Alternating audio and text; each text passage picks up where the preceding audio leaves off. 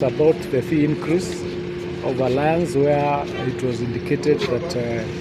the fee was increased from the 53,000 that is permitted to around 120,000 without the approval of the ministry.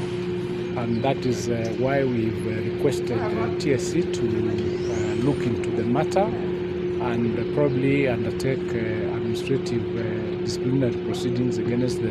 principal, because when our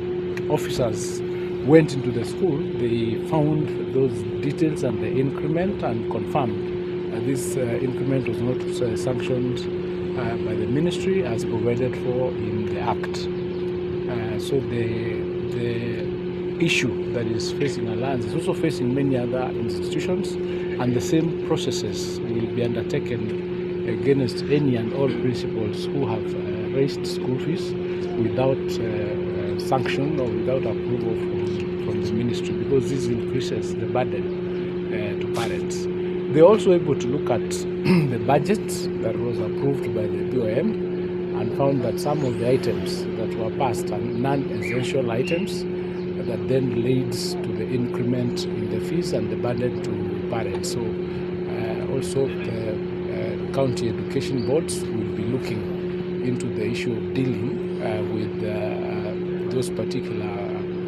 boards of management where they have approved or sanctioned expenditure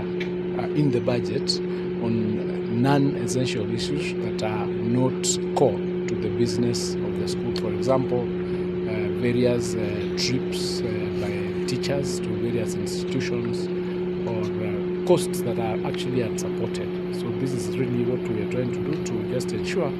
that where there is a fee increment, it is sanctioned and it is approved by all the stakeholders, including the parents. It is the same parents of Alliance High School that raised the issue,